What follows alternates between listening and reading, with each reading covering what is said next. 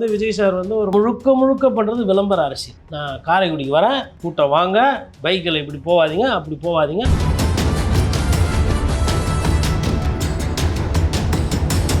காதில் ஊன்னு சொல்லணும், உங்கள் தலைவர் வெளில வர மாட்டார், நைட் 8 மணிக்கு மேலே பார்க்க முடியாது, இதுதான் நிஜம், ஏற்றுக்கிற மனசுலனாலும் இதுதான் உண்மை.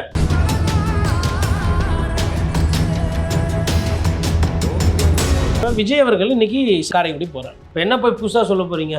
திமுக தீய சக்தி, முதல்ல ஸ்டாலினை வீட்டுக்கு அனுப்பணும், அப்புறம் சுருக்கமாக சொன்னால் வன்மத்தை கக்கிட்டு வர போகிறீங்க.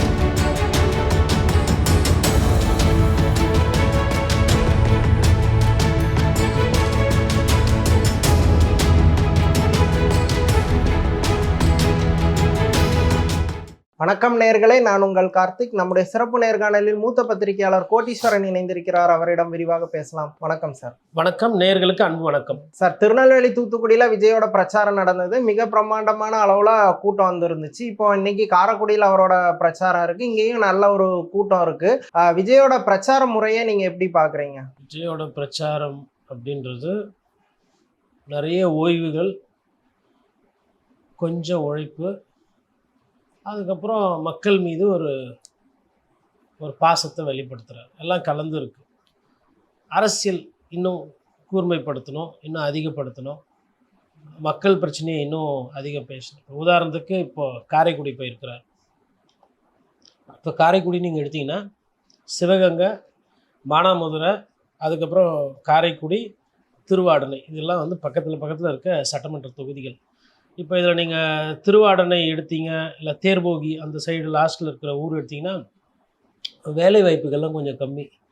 காரைக்குடி டவுனில் ஒண்டி பார்த்திங்கன்னா சாப்பாடு சூப்பராக இருக்கும். காரைக்குடியை பொறுத்தவரையிலும் வெஜிடேரியன் சாப்பாடும் நல்லாயிருக்கும். நிறைய பேர் என்ன சொல்லுவாங்கன்னா, இந்த செட்டிநாடு சிக்கனு, இந்த ஆட்டுக்கறி இதெல்லாமே நல்லா தான் இருக்கும் அப்படின்ற மாதிரி. பட் வெஜிடேரியன் மீல்ஸுமே காரைக்குடியில் நல்லாயிருக்கும். அதை தாண்டி பெரிய சுற்றுலா தலங்கள் அங்கே பக்கத்தில் கிடையாது. பெரிய தொழில் வளர்ச்சி செய்கிற மாதிரி விஷயங்கள் கிடையாது. உங்களுக்கு திருச்சியிலையோ தஞ்சாவூர்லேயோ இருக்கிற அளவுக்கு இன்ஜினியரிங் காலேஜோ இல்லை மெடிக்கல் காலேஜ் ஃபெசிலிட்டியோ அங்கே கிடையாது. அதை தாண்டி இன்னும் கொஞ்சம் தடவை நீங்கள் அப்படியே உள்ளே போனீங்கன்னா ராமநாதபுரம் வந்துடும். ராமநாதபுரத்தோட அந்த வளர்ச்சி என்பது சிவகங்கை மாவட்டத்தை விட கம்மி.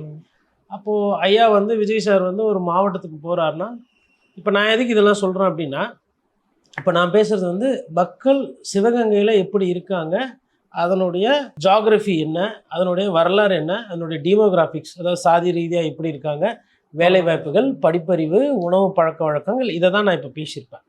இப்போ இதெல்லாம் தெரிஞ்சுட்டு ஒரு இடத்துல போகும்போது அது ஒரு பேசிக். அதை தாண்டி அங்கே மக்களுக்கு என்ன பிரச்சனை இருக்குது, சாலை வசதிகள் இருக்கா, பாதாள சாக்கடை இருக்கா, அங்கே கரண்ட்டு கட்டு அடிக்கடி போதா வருதா, நாய் பிரச்சனைகள் அங்கே இருக்குது. நான் சமீபமாக போயிருந்தேன். நாய் பிரச்சனை அங்கே நிறைய இருக்குது. அதாவது முன்னாடிலாம் கிடையாது. இப்போ இந்த நாய்கள் கட்டுப்படுத்தாதனால நாய் பிரச்சனை அதிகமாக இருக்குது. சாலைகள்லாம், உட்புற சாலைகள்லாம் இன்னும் கொஞ்சம் நல்லா போடணுன்ற மாதிரி இருக்காங்க.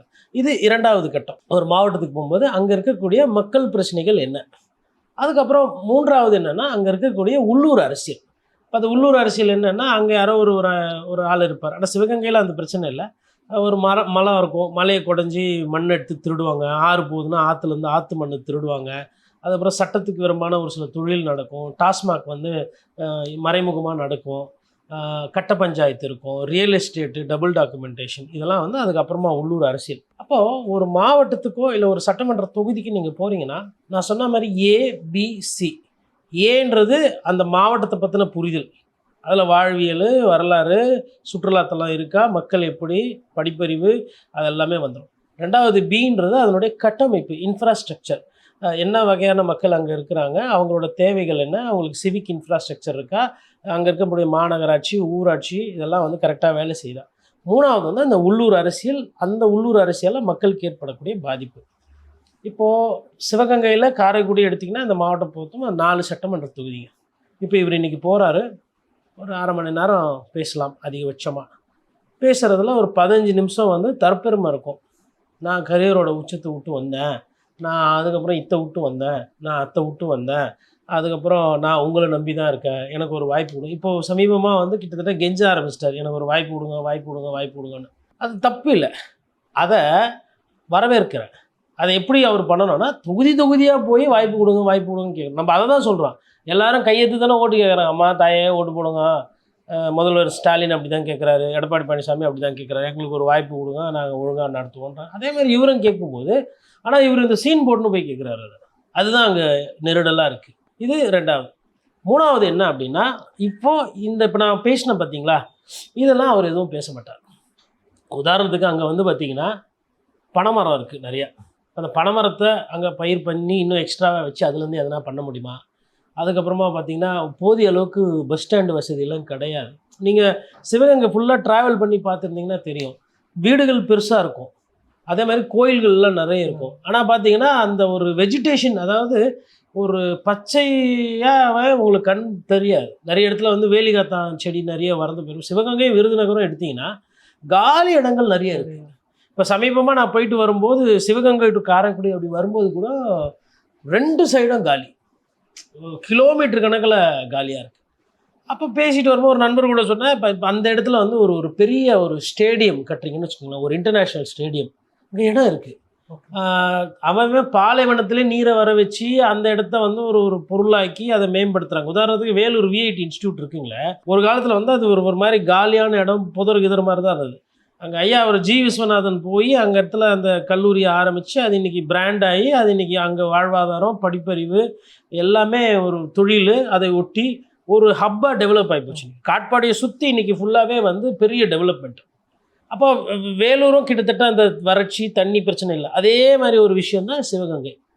இப்போது அது பார்க்கும்போது எனக்கு என்ன தோணுச்சுன்னா, இப்போ இவ்வளோ பெரிய இடம் இங்கே வந்து ஒரு இன்டர்நேஷ்னல் ஸ்டேடியம் கட்டிட்டு, இப்போ தென் மாவட்டத்தில் இப்போ கபடி நல்லா விளாடுவாங்க, வாலிபால் நல்லா விளாடுவாங்க, ஓட்டப்பந்தயம் நல்லா வரும். இப்போ அவங்களுக்குலாம் ஒரு இன்டர்நேஷ்னல் ஃபெசிலிட்டி அங்கேயே வந்து ஹாஸ்டலில் தங்கி பண்ணுற மாதிரி பண்ணால் அது ஒரு இது இருக்குது. அப்போது இந்த மாதிரி சிந்தனைலாம் எப்போ வரும் அப்படின்னா, ஒரு அரசியல்வாதிக்கோ இல்லை ஒரு பத்திரிகையாளருக்கோ அந்த ஊரை போய் பார்க்கணும், அங்கே இருக்கவங்க கிட்ட பேசணும், பழகணும். அப்படி பண்ணிங்கன்னா வந்து உங்களுக்கு அந்த சிந்தனை வரும். அதே மாதிரி இன்றைக்கி பார்த்தீங்கன்னா உங்களுக்கு எல்லாமே பிராய்லர் கோழி தான், நாட்டுக்கோழியை வளர்க்குறதோ கொள்றதோலாம் கிடையாது. அந்த மண் சிவகங்கை மண் எடுத்திங்கன்னா உங்களுக்கு ஆடு வளர்க்குறதுக்கோ இல்லை நாட்டுக்கோழி வளர்க்குறதுக்கோ கரெக்டாக இருக்கும். என்ன பிரச்சனைனா, இந்த வெயில் தாக்கம் அதிகமாக இருக்கிறனால தண்ணி வளம் இல்லாதனாலே அங்கே வந்து உங்களுக்கு அதை வந்து பார்க்குறதுக்கு கொள்றதுக்கு ஆள் கிடையாது, மெயின்டைன் பண்ண ஆள் இல்லை. இன்றைக்கி 100 நாள் வேலைவாய்ப்பு திட்டம் இல்லை, விவசாயிகள் கூலிகள் செய்யக்கூடியவோ இல்லை அவங்களுக்கு சம்பளம் கொடுக்குற அளவுக்கு அங்கே போதிய இஷ்டம் இல்லை. அப்போ ஒரு மாவட்டம் இது பின்தங்கி இருக்குது, இதை வந்து மேலே தூக்கணும் அப்படின்னா உங்களுக்கு அந்த ஒரு தொலைநோக்கு பார்வை என்பது 100 விழுக்காடு இருக்கும். ஐயா காமராஜருக்கு அந்த பார்வை இருந்த காரணத்தால் தான் விருதுநகர் மேலே வந்துச்சு. மற்ற மாவட்டம், அதாவது அந்த சைடில் இருக்கக்கூடியதே பார்த்தீங்கன்னா விருதுநகர் ராமநாதபுரத்தோடவும் சிவகங்கையும் பக்கம் விருதுநகர் வந்து ஏறினதுக்கு காரணம் ஐயா காமராஜருக்கு அந்த ஒரு தொலைநோக்கு பார்வை. பட் அது பத்தாது. ஒரு அரசியல் தலைவர் வருவார், அவர் காலகட்டத்தில் ஒரு சில விஷயங்கள் பண்ணுவாங்க. பட் அவங்கன்னா 200 வருஷமாக வாழ முடியும் ஒருத்தர், அப்போ அவங்க ஒரு மேம்படுத்துகிறாங்க. இப்போ விஜய் அவர்கள் இன்றைக்கி சிவகங்கை போகிறார், காரைக்குடி போகிறார். இந்த மாதிரி அவர் பார்த்தாருன்னா அவர் இந்த அரை மணி நேரம் அரசியல் பண்ண மாட்டார். ஏன்னா மக்களுக்கு அவ்வளோ பிரச்சனை இருக்குது. இப்போ என்ன போய் புதுசாக சொல்ல போகிறீங்க, திமுக தீய சக்தி, முதல்ல ஸ்டாலினை வீட்டுக்கு அனுப்பணும், சிஎம் அங்கிள் அது, அப்புறம் சுருக்கமாக சொன்னால் வன்மத்தை கக்கிட்டு வர போகிறீங்க, அவ்வளோதானே. அதுக்கப்புறம் பிரச்சாரம் பண்ணுற எடப்பாடி பழனிசாமியை அண்டர்மைன் பண்ணுவீங்க. நீங்களும் 200 தொகுதி 205, இப்போ 215 தொகுதி கவர்டு, ஒரு சில தொகுதி 2வது வாட்டி ரிப்பீட்டு. யார்? இபிஎஸ் தனியாக போய் பிரச்சாரம் பண்ணியாச்சு. இவர் போகிறார் பாருங்க, இந்த சிவகங்கைக்கு 2 வாட்டி போயிட்டு வந்துட்டார். யார்? இதே எடப்பாடி பழனிசாமி. ஆனால் இவர் இதுதான் ஃபஸ்ட்டு டைம் சார், இன்றைக்கி டெபியூ. இந்த டெபியூவில் போயிட்டு பாட்டு போட்டு சாங் போட்டு அதில் என்ன பேச போடலாம்னா, இப்போ நான் சொன்னேன் பாருங்கள், இந்த மக்கள் பிரச்சனை அது இதெல்லாம் இன்னும் சிறப்பாக சொன்னால் அங்கே ஒரு சில இந்த பற்றெல்லாம் இருக்குது, கத்தி செய்யக்கூடிய பற்றெல்லாம், அதெல்லாம் வந்து ரொம்ப ட்ரெடிஷ்னலாக வேலைப்பாடுகளுக்கு பேர் போன ஒரு இடம் கூட சிவகங்கை. ஒரு சில விஷயங்கள்லாம் ரொம்ப நுணுக்கமாக இருக்கும், கோவப்பட்டு பேச மாட்டாங்க, ரொம்ப அன்பாக பழகக்கூடிய மக்கள் சிவகங்கையில். அதெல்லாம் வந்து அது போய் அந்த ஊரில் போய் பழகி உணர்ந்து அந்த ஊருக்கு உண்டான அரசியல், அந்த ஊரை எப்படி மேம்படுத்தணும், அங்கே இருக்கிற இளைஞர்கள் எப்படி கல்வி மயப்படுத்தணும், எப்படி வாழ்வாதாரத்தை பெருக்கணும், அதெல்லாம் தாங்க அரசியல். இவங்க என்ன நினச்சிக்கிட்டு இருக்கிறாங்கன்னா, ஒரு கட்சியை எதிர்த்து குரல் கொடுக்கறது தான் அரசியல்னு நினச்சிக்கிட்டு இருக்காங்க. அது வந்து ஒரு பார்ட், ஒரு பகுதி. அதை தாண்டி மக்களை பற்றின சிந்தனை, மக்களை பற்றின எண்ணோட்டம், அந்த கிராமத்தை எப்படி தூக்குறது அப்படின்றது தான் சிந்தனை. ஒரு அரசியல்வாதிக்கு இப்போ நான் சொன்ன பாருங்கள், சிவகங்கையில் இந்த ஊர் பக்கம்லாம் நீங்கள் போய் பார்த்தீங்கன்னா, அந்த டவுனை தாண்டி நீங்கள் உள்ளே எங்கே போனீங்கனாலும் குறிப்பாக வந்து நீங்கள் திருவாடனை சைடு போகிறீங்க, இல்லை மானாமதுரை சைடு, மானாமதுரையிலேருந்து இந்த சைடு சிவகங்கைக்கு கீழே இறங்கும் போதோ, இல்லை திருவாடானிலேருந்து ராமநாதபுரம் காரைக்குடி தாண்டி பரமக்குடி சைடு, பரமக்குடி தாண்டிட்டிங்கன்னா நிறைய வீடு வந்து வெள்ளை அடிக்காமல் இருக்கும். வெள்ளை அடிக்காமல்னா எத்தனைனா பல வருஷமாக வெள்ளை அடிக்காமல், அதாவது நான் சொல்கிறது வந்து ஏஷியன் பெயிண்ட்ஸு அல்டீரியரு எக்ஸ்டீரியரு லேமினேஷன் பண்ணுற மாதிரிலாம் இல்லை. சுண்ணாம்பு அடிக்க சாதாரண ஒரு சுண்ணாம்பு அடிக்கணும், இல்லை அது கொஞ்சம் இது பண்ணும். அது கோயிலை ஒட்டி ஒரு சில தெரு இருக்கும். அந்த தெருவில் பார்த்தீங்கன்னா அந்த கோயில் நிர்வாக குழுவே பணத்தை போட்டு அந்த வெள்ளை இதில் பெயிண்ட் அந்த ஏசு அடிப்பாங்க. அதில் கொஞ்சம் உஜால நீளம் போட்டு பளிச்சுன்னு பார்க்க வெள்ளையாக இருக்கும். அதை அடிச்சு விடுவாங்க. அது அந்த தெரு 2 தெரு 3 தெரு நல்லாயிருக்கும். இப்போ இந்த ஆடி மாதம் இந்த பங்குனி மாதம்லாம் நீங்கள் போய் பார்த்தீங்கன்னா அது கொஞ்சம் சிறப்பாக. ஆனால் அதை தாண்டி இருக்கிற இடத்துல இருக்காது. இப்போது ஒரு அரசியல்வாதிக்கு போகும்போது இதெல்லாம் கண்ணில் தென்படணும். வீடு சின்ன வீடு, ஒரு ஹால் தான் இருக்கும். நிறைய பேர் வீட்டில் பார்த்தீங்கன்னா ஒரே ஹால், அதில் ஒரு மூலையில் கிச்சன், பாத்ரூமு பின்னாடி இருக்கும், கழிவறை, அவ்வளோதான். அந்த வீட்டுக்கு அந்த ஒரு 300 ஸ்கொயர் ஃபீட்டு வீடோ இல்லை 400 ஸ்கொயர் ஃபீட்டு வீடோ, சம்டைம்ஸ் ஒரு 700 இருக்குங்க அந்த ரூம் சைஸ். அதை பிரிச்சிருப்பாங்க. சம்டைம்ஸ் பெட்ரூம் ஒன்று காமனு, இல்லைனா ஒரு சிங்கிள் பெட்ரூமு ஒரு கிச்சன், இவ்வளோ தான். அங்கே ஃபஸ்ட் ஃப்ளோர் தான் இருக்கும், செகண்ட் ஃப்ளோர்லாம் இருக்காது, கூரை இருக்கும், இல்லை ஓடு இருக்கும். இந்த மாதிரி வீடுகள் வந்து நீங்கள் சிவகங்கையில் பார்க்கலாம், ராமநாதபுரம் பார்க்கலாம், விருதுநகர், கடலூர், விழுப்புரம், அதுவும் குறிப்பாக வந்து திருத்துறைப்பூண்டி, கீழ்வேலூர், நாகப்பட்டினம் பெல்ட்டில் லாஸ்ட்டில் பார்க்கலாம். ஓகே. இதெல்லாம் பார்க்கும்போது பொருளாதாரத்தில் பின்தங்கி இருக்கிறாங்க. பொருளாதாரம் பின்தங்குறதுன்னு ஒன்று சார். 10-15 வருஷமாக பெயிண்ட் அடிக்கல சார், சுண்ணாம்பு அடிக்கல சார் வீட்டுக்கு. அப்போ இல்லை. அதான். ஆனால் நீங்கள் என்ன சொல்கிறீங்க, பொருளாதாரத்தில் 11 ஜிடிபி வளர்ந்துட்டோம் அப்படின்னு முதல்வர் பேசிகிட்டு இருக்காரு. இல்லை நாங்கள் போன காலத்தில் வந்து சிறப்பான ஆட்சி கொடுத்தோன்னு எடப்பாடி பழனிசாமி பேசிக்கிட்டு இருக்காரு. இவங்க 2 பேரும் இந்த பெருமை பேசுகிற அதே நேரத்தில் தான் இந்த விஷயம் இருக்குது. இதை யார் எடுத்து பேசணும்? அதற்கு நேரமோ நீங்கள் அவர் என்னன்னா முழுக்க பண்ணுறது விளம்பர அரசியல்.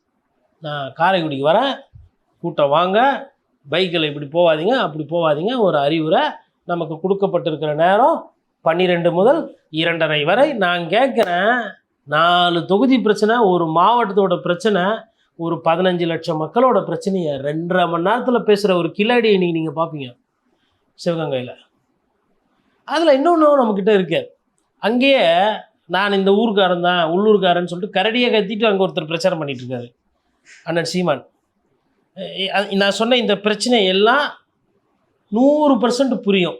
நான் வந்து போய் பார்த்து அதை தெரிஞ்சுக்கிட்டவன். அவர் அங்கேயே பிறந்து வளர்ந்து அதை புரிஞ்சுக்கிட்டவர். அவர் சொந்தக்காரன், அவருக்கு இந்த பிரச்சனை தெரியும், இதுக்கு தீர்வு தெரியும். ஆனால் இந்த கிளாமர் இருக்குது இல்லை, கிளாமர் அது என்ன பண்ணுவோன்னா நாம் தமிழர் கட்சி பக்கம் போகாது. விஜய் வந்துட்டார். அது நம்ம ஊரில் எப்பயுமே இருக்குது. நம்மளை யார் மதிக்கலை, நம்மளை யார் வந்து மோசமாக நடத்துகிறாங்கோ, நம்மக்கிட்ட யார் வந்துட்டு பில்டப்பு கொடுக்குறாங்கோ, சீன் போடுறாங்களோ, அவங்கக்கிட்ட போய்ட்டு நிற்போம். நமக்கு சரிசமமாக பழகிறவன், நம்ம கூட இருக்கிறவனை பார்த்தா கண்டுக்க மாட்டோம். இது இங்கே பிரச்சனை. இது ஒன்றும் பண்ண முடியாது. அது ஐயா எம்ஆர் ராதா சொல்ற, அவர்கள் தலையெழுத்து அப்படி, உன் தலையெழுத்து இப்படி, அது தலையெழுத்தில் தான் விட்டுணும். அதெல்லாம் குணப்படுத்த முடியாது. அதனால் அது அவர்கள் தலையெழுத்து. அது வேணால் ஒரு தேர்தல் முடிஞ்சதுன்னா சரியாக போயிடும். இதுக்கு தாண்டி இல்லை. அப்போ நீங்கள் கேட்டீங்க இன்றைக்கி போகிறாரே எப்படி பார்க்குறீங்க? நான் வந்து இதெல்லாம் இருக்குது. இப்போ மேபி இதெல்லாம் வந்து இப்போது உதாரணத்துக்கு இன்னொரு விஷயத்த சொல்கிறேன். எடப்பாடி பழனிசாமிக்கு 51 வருஷம் அரசியல் அனுபவம், ஸ்டாலின் அவர்களுக்கும் கிட்டத்தட்ட அது. இந்த 2 பேரும் பிரச்சாரம் போகிறதுக்கு முன்னாடி, இந்த மாவட்ட செயலர் ஃபீட்பேக் அதெல்லாம் வரதுக்கு முன்னாடி ஒரு டீம் முன்னாடி போதுங்க. இபிஎஸ்க்கு குறிப்பாக ஒரு டீம் போகுது முன்னாடி. ரியல் இஷ்யூ என்னன்னு தெரிஞ்சுக்கணும். இபிஎஸோட ஸ்பீச் பார்த்தீங்கன்னா ரெப்பிட்டேஷன் கிடையாது. ஓகே. அந்தந்த இடத்துக்கு மாறுது. ஏன்னா தொகுதியாக போய் பிரச்சாரம் பண்ணுறது இபிஎஸ் ஒண்டி தான் இன்றைக்கி காலகட்டத்தில். முதல்வர் ஸ்டாலின் கூட தொகுதியாக போல் மாவட்டமாக போகிறாரு. ஒரு சில மாவட்டத்தில் 2-3 பிரித்து பண்ணுறாரு. அவர் என்ன பண்ண முடியுமோ, ஏன்னா முதலமைச்சர் நிறைய வேலை இருக்கும், பெரிய கூட்டணி கட்சி, எல்லா கூட்டணி தலைவர்களும் பார்க்கணும் கொள்ளணும். அவரு அந்த அந்த அந்த இந்திய கூட்டணின்னு வழி நடத்துறதுனாலே வேலை பலு அதிகமாக இருக்கும். அப்போது அந்த பிரச்சாரத்துக்கோ இல்லை மக்கள்கிட்ட போய் பேசுறது, அந்த கவரேஜ் பண்ணுறதுன்றதே குறையுது அந்த டைமிங். பட் இவர் எதிர்கட்சியில் இருக்கிறதுனால, ஃப்ரீயாக இருக்கிறதுனால, இவர் போகிறதுக்கு 2 நாளைக்கு 3 நாளைக்கு முன்னாடியே ஒரு டீம் போய் பார்க்குது. இவருக்கு இருக்கிற அனுபவம், கட்சிக்காரங்க, மாவட்ட செயலர், அந்த நகர செயலர் அவங்க சொல்கிற ஒரு இன்புட்டு, இந்த மாதிரி டீமு கொடுக்குற இன்புட்டு, அதுக்கப்புறம் அந்த ஊரில் போனோன்னே காலையில் அவங்க அந்த பப்ளிக்கோட இன்ட்ராக்ஷன், அது பார்த்திங்கன்னா ஒரு சுய உதவி குழு, விவசாய குழு, அந்த மாதிரி அந்த குழு இந்த மக்கள் எல்லாம் பார்த்து இன்ட்ராக்ஷன் பண்ணுறோம். இப்போ என்ன ஆகுதுன்னா, சாயந்தரம் 4 மணி 5 மணிக்கு அந்த பஸ்ஸில் ஏறியோ இல்லை அந்த வண்டியில் ஏறி நிற்கும்போது மொத்த டேட்டாவும் மண்டையில் ப்ராசஸ் ஆகும். இங்கே என்ன பிரச்சனை, யார் வேட்பாளர், என்ன பண்ணணும், நம்ம வந்தால் என்ன பண்ணுவோம், அப்புறம் இந்த கட்சி என்ன சொல்லுது, 10,000 ரூபா பணம் தரந்து, சொத்து வரி, தண்ணி வரி, இதை பற்றி பேசுது, அப்புறம் அரசியல் ரீதியாக இது. அப்போது ஒரு தலைவர் பேசணுன்னா எவ்வளோ ப்ரிப்பேர் பண்ண வேண்டியது. இன்றைக்கி ஒரு யதார்த்தமான உண்மை என்னென்னா, எடப்பாடி பழனிசாமி அவரோட ஸ்பீச் இம்ப்ரூவ் ஆகிருக்கு. இதில் வந்துட்டு இவர் வந்து அவருக்கு இதுவாக சொல்கிறாரு, ஏங்க மோசமாக இருந்தப்போ மோசமாக இருந்ததுன்னு சொன்னோம், பேசணும். இன்றைக்கி வந்து சின்ன சின்ன பிட்டு பேப்பர் மாதிரி தான் கொடுக்குறாங்க, அதில் பாயிண்ட்ஸ் தான். அதை பார்த்துட்டு அந்தந்த சப்ஜெக்ட் பேச முடியுதுல்ல, 25 நிமிஷம் அரை மணி நேரம் பேச முடியுதுல்ல. அப்போ இது ஏன் வருதுன்னா, அது பயிற்சி, ரொட்டீனா. இந்த பயிற்சியை வந்து விஜய் சாரும் எடுத்துக்கணும். இப்போ விஜய் சாருக்கு வரும். இந்த பயிற்சியை விஜய் சார் எடுத்துக்கிட்டு, சிவகங்கை கொஞ்சம் வெயில் அதிகமாக தான் இருக்கும், இருந்தாலும் பரவாயில்ல, ஒரு 15 லட்சம் 20 லட்சம் பேர் மக்களோட பிரச்சனை. அங்கேயே போய் இன்றைக்கி 2:30 மணி வரை தான் பர்மிஷனு. 2:30 மணிக்கு மேலே அங்கே தங்கிட்டு கூட சாயந்தரம் ஜனங்களை சந்திக்கிறது பிரச்சனை இல்லை. இன்னொரு எடுத்துக்காட்டு சொல்கிறேன் பாருங்க. இப்போது ராகுல் காந்தி இருக்கார். ராகுல் காந்தியும் ஒரு நடைப்பயணம் போகிறாருன்னா அவருக்கு ஒரு பர்மிஷன் கொடுப்பாங்க. நைட்டில் திடீர்னு ஏந்து இல்லை காலையில் விடிகாலத்தில் ராகுல் காந்தி வாக்கிங் போகிறாரு தேர்தல் நேரத்தில். அப்போது போகிறவங்களாம் விடிகாலத்தில் பார்த்து கை காமிச்சிட்டு போகிறாருன்னா அவர் மேலே கேஸ் போட முடியுமா? முடியாது. அவங்க வணக்கம் வச்சாங்க, நான் கை காமிச்சேன். இல்லை நீ காங்கிரஸ் இன்னத்துக்கு ஓட்டு கேட்டேன், இப்போ என் கையை நான் காட்டினேன், நான் இப்படி காட்டி ஓட்டு போட்டு கேட்கலப்பா. நான் பாட்டுன்னு வாக்கிங் போனேன் காலையில் 4 to 5:30. 4 to 5:30 கூட்டம் சேராது. எப்பேற்பட்ட தலைவராக இருந்தாலும் யாராக இருந்தாலும் 4 to 5:30 யார் இருப்பா?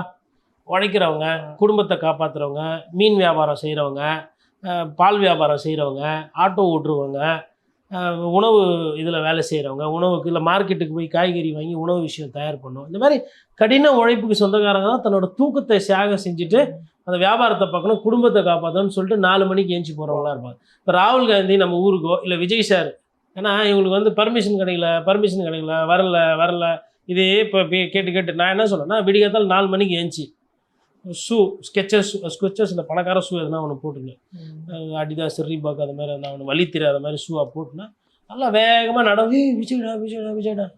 ஆனால் அப்பவும் வந்து ஒரு 4-5 பேர் பைக்கில் வருவாங்க, கூட தான் பவுன்சர் தான் இருக்கிறாங்களா நிறைய பேர், கூட ஒரு 10 பவுன்சர் வச்சுக்கிட்டு யாரெல்லாம் இந்த மாதிரி பைக்கில் வராங்களோ சாவி ஏற்றிட்டு அங்கங்கே பிளாக்கு வாக்கிங் போகிறாரு. இந்த பைக்கில் வந்து இந்த ஃப்ளையிங் கிஸ் கொடுக்கறதுக்கும், இது தேட்டரு கிடையாது, இது நடந்து போகிறது, 10 பேர் போகிற இடம், வாக்கிங் போகிற இடம், யாருக்கும் எந்த டிஸ்டர்பன்ஸும் இருக்கக்கூடாது. விஜய் அண்ணாவால் மற்றவங்களும் தொல்லை இருக்கக்கூடாது, மற்றவங்களால விஜய் அண்ணாக்கும் தொல்லை விடக்கூடாது. இதுதான் ஜனநாயகம். இப்படி பண்ணால் தான் இது சேஃப்டின்னு சொல்லிட்டு இவர் காலையில் டெய்லி ஒரு 10 நாள் வாக்கிங் போனால் எவ்வளோ பேரை கவர் பண்ணலாம். சிவகங்கையில் வாக்கிங் போகலாம், தூத்துக்குடியில் வாக்கிங் போகலாம், மெரினாவில் வாக்கிங் போகலாம். மெரினால ஓகே கூட்டம் ஜாஸ்தி சேரும். வேறு எங்கன்னா ஊருக்கு இப்போ நாகப்பட்டினத்தில் விடிகாதால் 4 மணிக்கு ஒரு வாக்கிங் போகிறாரு, கீழ்வேலூரில் இறங்கி நடந்து போகிறாரு, இல்லை திருத்துறைப்பூண்டியில் இறங்கி போகிறாரு, இல்லை மயிலாடுதுறையில் ஒரு இடத்துல நடந்து போகிறாரு, 4 to 5:30 வாக்கிங் போகிறாரு. என்ன சார் ஆகிடும்? 1.5 லட்சம் பேர் கூடிடுவாங்களா வாக்கிங் போகும்போது? அங்கே இருக்கிறவங்கப்பா நேற்று விஜய் பார்த்தோம்ப்பா, சாதாரணமாக நடந்து போனார்ப்பா, சிரிச்சாரு, இப்படி கண்ணை இப்படி வச்சாரு, அப்போனா விசிலுக்கு ஓட்டு போட சொல்கிறாரு, என்ன கேஸ் போட முடியும் சார்? இப்போ கால்பந்துலேயே ஒரு நல்ல ஃபுட்பால் கால்பந்தாட்டக்காரனா 3 பேர் சுற்று போடுவான். ஒருத்தனை பாடியை காட்டி டேர்ன் பண்ணுவான், ஒருத்தனை காலை காட்டி டேர்ன் பண்ணுவான், ஒருத்தனுக்கு செய்கை வேறு மாதிரி இருக்கும், பார்த்தா ரிவர்ஸில் பால் பாஸ் ஆகும். எல்லாத்தையும் போட்டு குச்சி தாவி தான் போய் கோல் அடிக்கிறாங்க. யார்? ரொனால்டோவோ மெஸ்ஸியோ இல்லை பழைய ரொனால்டோவோ எல்லாருமே. எதுக்கு சொல்ல வரேன்னா, இந்த அரசாங்கம் இந்த கட்டுப்பாடெலாம் இருக்கும், அதை தாண்டி நீங்கள் எப்படி செயல்படுறீங்கன்றதான் உங்களுக்கு வைக்கிற டெஸ்ட்டு. வீட்லேயே உட்காந்து அழுதுங்கன்னு பர்மிஷன் கொடுக்கல, அப்புறம் கடலூருக்கு ஏன் வரல, பாண்டிச்சேரியில் எலெக்ஷன். சார் எனக்கு இப்போ அதான் கேள்வி, இப்போ எல்லா அரசியல் கட்சி தலைவர்களுக்கும் விதிக்கிற அதே கட்டுப்பாடு நெறிமுறைகள் தான் விஜய்க்கு விதிக்கிறாங்களா, இல்லை எக்ஸ்ட்ராவா விஜயை முடக்கிற அளவுக்கு கட்டுப்பாடு விதிக்கிறாங்களா? நேற்று செங்கோட்டையன் சொல்லும்போது அவர் வெளியே வரணும்னு தான் நினைக்கிறாரு, ஆனால் அவருக்கு அனுமதியே கிடைக்கிறது இல்லை அப்படின்ட்டு அவரும் இன்னைக்கு சொல்றாரு. சரி, அவருக்கு அனுமதி கொடுக்கலன்னா கடலூரில் யார் அனுமதி கொடுத்தது? இன்னைக்கு சிவகங்கைக்கு போறாரு, காரைக்குடியில் பேச போறாரு, யார் அனுமதி கொடுத்தது? அதுதான், அதாவது உண்மையை ஒத்துக்கிறதுக்கு ஒரு தைரியம் வேணும். அதான் நிதர்சனம், அதான் நிஜம். அந்த உண்மையை ஒத்துக்கிறதுக்கு அந்த தைரியம் அவங்களுக்கு இல்லை. ஒரு படத்தில் பசுபதி அழகாக சொல்லியிருப்பார், அசுரன் நினைக்கிறேன், அதான் நிஜம், ஏற்றுக்கலனாலும் அதான் உண்மை அப்படின்னு ஒரு சூப்பராக ஒரு டைலாக் ஒன்று ஒரு இமோஷனல் சீனில் சொல்லியிருப்பார். கிட்டத்தட்ட செங்கோட்டையனுக்கு இதை போய் காதில் ஊன்னு சொல்லணும், உங்கள் தலைவர் வெளில வர மாட்டார், அதான் நிஜம், உங்கள் தலைவர் காலையில் உழைக்க மாட்டார், நைட் 8 மணிக்கு மேலே பார்க்க முடியாது, இதுதான் நிஜம், ஏற்றுக்கிற மனசுலனாலும் இதுதான் உண்மை அப்படின்னு ஐயா பசுபதி மாதிரி யாருன்னா ஒரு பவர்ஃபுல் ஆக்டரை வச்சு காதுகிட்டே போய் சொல்லணும். ஏன்னா அவங்க மூலியமாக சொன்னால் தான் அவங்களுக்கு புரியும். அவர் வெளில வர மாட்டேன்றாரு, உழைக்க வர மாட்டேன்றாரு, அதை மறைக்கிறதுக்கு இவ்வளோ பேர் முட்டு கொடுத்துக்கிட்டு இருக்கிறீங்க. ஒரே எந்த மாதிரி ஆட்கள்னா இவங்க எவ்வளோ தலைவர்கள் வராங்க, எவ்வளோ பேர் வராங்கங்க. ஒரு தலைவருக்கும் ஒரு நடிகருக்கும் உள்ள வித்தியாசத்தை சொல்கிறேன். ஏன்னா என்னால் உறுதி செய்ய முடியல. ஓரளவுக்கு வந்த செய்தி எந்த அளவுக்கு உண்மைன்னு தெரியல. விஜய் அவர்கள் இந்த பிரச்சாரம்லாம் போகிறாரு இல்லைங்களா, அதெல்லாம் வந்து அவங்க டீமே வந்து லைவ் எடுத்து கொடுக்குறாங்க. இந்த யூடியூப்லலாம் ஒன்றும் பெரிய பணம் கிடையாதுங்க. யதார்த்தத்தை பேசுகிறேன் நான். இப்போ நம்ம பேசுகிறோம், பார்க்குறோம், இவ்வளோ வியூஸ் போகுதுன்னு. நான் யூடியூப் சேனல் நடத்தலை, நான் பேசுகிறேன். ஆனால் அவங்க அந்த யூடியூப்பில் வேலை செய்கிறவங்க எவ்வளோ கஷ்டப்படுறாங்கன்றது எனக்கு தெரியும், என்னால் உணர முடியும். பத்திரிகைக்காரனாலும் ஒரு பாதுகாப்பு இருக்கும். யூடியூப்பில் இருக்கிறவங்களுக்கு அதுவும் கிடையாது. போகிற இடத்துல வந்து நீ யார் என்னன்னு கேட்டால் யூடியூப்னா அந்த பக்கம் போன்னுவாங்க. பத்திரிகைனா அந்த ஆஃபீஸ் கார்டு இருக்கும், பர்மிஷன் இருக்கும், பத்திரிகையாளர் போகலாம். அப்படி கஷ்டப்பட்டு வேலை சாப்பிடாம கொல்லாமல் போய் இந்த அரசியல் செய்தியை சேகரிக்கிறதுக்கு ஓடிடுறாங்க, எடுக்கிறாங்க. விஜய் சாரை பொறுத்தவரை அந்த பர்மிஷன் வந்து அவங்களுக்கு ஈஸியாக கொடுக்குறதில்ல, கிட்டேயே விடுறதில்ல யாருமே. பத்திரிகையாளரே அலௌடு இல்லை, அப்புறம் எங்கேருந்து யூடியூப் கிட்டே போகிறது? ஸோ யாருக்குமே அலௌடு இல்லை. அவங்க டீமே எடுத்து என்ன பண்ணுறாங்க, அவங்க லிங்க் ஷேர் பண்ணி இந்த வீடியோ போட்டுக்கோங்கலாம் கொடுக்குறாங்க. அப்படி ஒரு சில போட்டவங்களுக்கு இப்போ காப்பிரைட்டு பஞ்சாயத்து போயிட்டுருக்கான். நீங்கள் வந்து ஏன் அதை பயன்படுத்துனீங்க விஜய் சார் வீடியோ? இந்த புத்தி எங்கேருந்து வருதுன்னா சினிமாக்காரங்களோட புத்தி இது. சினிமாவில் பார்த்தீங்கன்னா அது என் பாடல், அதை மற்றவர்களுக்கு கொடுக்க அதுதான். இப்போ ஆல்ரெடி நீ பணம் வாங்கிட்டேப்பா ஒரு வாட்டி, அது ப்ரொடியூசருக்கு. இருந்தாலும் அது ஹிட் ஆனோன்னா அது என்னோட கருத்து. அப்போ எதுக்கு ப்ரொடியூசர்கிட்ட காசு வாங்கினேன்? இப்போ நீயே ப்ரொடியூசராக இருந்து நீயே போட வேண்டியதானே? இது துறையில் இருக்கிற பிரச்சனை தானே. ஒன்றுங்க, எம்ஜிஆர் அவர்கள்கிட்ட எனக்கு ரொம்ப ரொம்ப ரொம்ப பிடிச்ச ஒரு விஷயம் என்ன தெரியுமா? தனக்கு சம்பளம் கொடுத்தவங்க எல்லாருமே முதலாளின்னு வரும். அப்புறம் அந்த முதலாளி இங்கே காசு இல்லாமல் கஷ்டப்பட்டப்போ இவர் முதலாளியாகி மாதிரி உதவி பண்ணார், அது வேற. ஆனால் அந்த நன்றி, அந்த கிராட்டிடியூட், அந்த விசுவாசம் இருக்குல்ல, அதெல்லாம் ஒன்லி எம்ஜிஆர். யாருக்கிட்டேயும் போய் நீ என் பாட்டை போட்ட காசு கொடு, நீ என் முகத்தை யூஸ் பண்ண காசு கொடு, என் பேரை வச்சு நீ கடை திறந்து வச்சுக்கிற காசு கொடு, என் பேரை வச்சு நீ வந்து ஒரு விளம்பரம் பண்ணுற காசு கொடு. வரலாறே கிடையாது. நம்ம பேரை வச்சு, நம்ம முகத்தை வச்சு, நம்ம பாட்டை வச்சு, நம்ம டைட்டிலை வச்சு குடும்பத்தை பிழைக்கிறாப்புல, 10 ரூபா சம்பாதிக்கிறாப்புல, சம்பாரிச்சு போ, எனக்கு காசு வேணாம், சம்பாரிச்சிக்க. இவர் எம்ஜிஆர்னு சொல்லிட்டு இந்த விஷுவலை கொடுத்தாங்க இல்லையா ஃப்ரீயாக, இப்போ போட்டவங்களுக்கு காப்பி ரைட் அடிக்கிறாங்க. இப்போ என்ன அர்த்தம்னா அந்த அந்த யூடியூப் சேனலில் முடக்கப்படுறதுக்கு வாய்ப்பு இருக்குது. ஒரு கேமரா லோனில் வாங்கி லோனு அலைஞ்சி, அப்புறம் ஒரு இப்போ முக்கியமாக நல்லா பேசுகிறவங்க போதுன்னா உடனேலாம் இன்டர்வியூ கிடைக்காது. உங்களுக்கு தெரியும், இன்டர்வியூ ஒரு வாரம் முன்னாடியே பேசணும், டைம் வாங்கணும், அதுக்கப்புறம் போகிற இடத்துல கரண்ட் இருக்கணும், வேறு எதுவும் குறுக்கில் வந்து இப்போ வேறு எதுவும் நிகழ்ச்சி வரக்கூடாது, கேமரா ஃபார்மேட் ஆகணும், எடிட் பண்ணணும், எடிட் பண்ணும்போது அது எதுவும் இரேஸ் ஆகிடக்கூடாது, அதுக்கப்புறம் அப்லிங்க் பண்ணணும், அந்த டைமிங் பிரகாரம் கரெக்டாக பார்த்தா தான் அது போகும். இவ்வளோ வேலை இருக்குது அந்த 20 நிமிஷம் வீடியோவில். அந்த வீடியோவை ஏதோ எடுத்து போடுறாங்க. சரி, விஜய் சாருக்கு தானே பப்ளிசிட்டி, அரசியல் தானே. விஜய் வந்து சினிமா பாடல் காட்சி கிடையாது, அரசியல், மக்களுக்கு உண்டானதை பேசுகிறீங்க, மக்கள்கிட்ட போய் கொண்டு சேர்க்குறதா அந்த ஊடகம் வேலை பார்க்குது, இல்லை யூடியூப் வேலை பார்க்குது. அதில் போய் அல்பத்தனமாக நான் காப்பி ரைட்டு விடுவேன்னு மிரட்டுறது என்னங்க நியாயம்? இந்த சினிமாக்காரங்களாம் ஒரு சில பேர் கல்யாணம் பண்ணுவாங்க, பண்ணிக்கிறது ப்ரைவேட்டு, ஆனால் அதை ஷூட் பண்ணி அதை துட்டாக்குற அளவுக்கு பண்ணுவாங்க, பார்த்துருக்கிறீங்களா? எல்லாமே காசு. என்னை பார்த்தா காசு, சிரிச்சா காசு, ரிப்பன் வெட்டினா காசு, பழகினா காசு. ஆனால் காசு எவ்வளோ வேணும் உங்களுக்கு? என்ன திம்பிங்களா காசை? நான் கேட்குறேன், ஒரு அளவே இல்லையா? நான் 2 பேரையும் கேட்குறேன், எல்லாரையும் கேட்குறேன், அரசியல்வாதியும் கேட்குறேன், இந்த நடிகர்களையும் கேட்குறேன். என்னங்க எவ்வளோ தான் வேணும் உங்களுக்கு? இந்த போதுன்ற அந்த மனசே வரமாட்டேங்க. அந்த விஷயத்தில் நம்ம ஊரில் இருக்கக்கூடிய முன்னணி நடிகர்கள் 2 பேர், ஐயா கமல் ஆகட்டும், ஐயா ரஜினி சார் ஆகட்டும், பார்த்தீங்கன்னா இந்த கூல்ட்ரிங்க்ஸ் விளம்பரத்துலலாம் நிறைய வந்திருக்க மாட்டான். கொட்டி இருப்பான் கோடியில் காசு, எவ்வளோ கொட்டி இருப்பான். சிகரெட் விளம்பரம், கூல்ட்ரிங்க்ஸ் விளம்பரம், சாராய விளம்பரத்துலலாம் தென்னிந்தியாவில் அதிகப்படியான நடிகர்கள் நடிக்கலாம். நான் குறை சொல்கிறதுக்கு எனக்கு உரிமை இருக்குன்னா, அவங்க செஞ்ச நிறைய சொல்கிறதுக்கும் நான் அதை சொல்லலைன்னா என் கடமையிலேருந்து நான் தவறுவேன். Hats off. தமிழ் சமுதாயத்துக்கு இது வேணாம். நீ வேற யாரா வச்சுக்கோ, ஆனால் இந்த வட இந்தியாவில் இருக்கிற நடிகர் பாருங்க, பாக்கு போடுவான், பாக்கு போட்டோன்னா 10 பேர் அடிக்கிற மாதிரி விளம்பரம், அப்படி இது பண்ணுவான், சொக்காய் பட்டனே போட மாட்டான், அவுத்து விட்டுருப்பான் இது வரலாம். அப்புறம் இங்கே ஒரு பிரேஸ்ட் இப்படி நிற்பா போல், இது பைல்வான் மாதிரி இது, அப்புறம் ஆனவனை இத்து வச்சுக்கிறது வாயில் விளம்பரம் சிகரெட்டு கம்பெனிக்கு. அதெல்லாம் வந்து நல்ல விஷயங்கள். பட் கொஞ்சம், அதாவது நான் யாரை சொல்கிறேன்னு தெரியும், இந்த தாவேகத்தில் விஜய் சார் இருக்கிறார் பாருங்க, அதனால் அவர் தயவு கூர்ந்து இந்த மாதிரி இந்த காப்பி ரைட்டு போடுறது இல்லை. இப்போ யூடியூப்ல பேசுகிற எல்லாரும் விஜயை கடுமையாக விமர்சிக்கிறதுனால அப்போ ஒழுங்காக நடந்துக்க மேன். எங்கள் ஏன் எம்ஆர் ராதா சொல்கிற மாதிரி நீ ஏன் மேன் அப்படி பண்ணுது? டீசெண்டாக நடும், வெள்ளைக்கார துறை மாதிரி நடந்துக்கோ. நீ ஏன் இந்த மாதிரி சின்ன சின்ன வேலைகள்லாம் பண்ணுற? டைமுக்கு சொன்னால் டைமுக்கு போ, பங்க்சுவலாக போ, ஜென்டில்மேன் மாதிரி இரு. பர்மிஷன் கொடுக்கல அப்படின்னா பர்மிஷன் கொடுக்க மாட்டோம் தான். நம்ம தான் அது போராடி அதை பெறணும். இப்போ நான் சொன்னேன் இல்லைங்களா, காலைல வாக்கிங் போனால் எதனா பிரச்சனை ஆகுங்களா?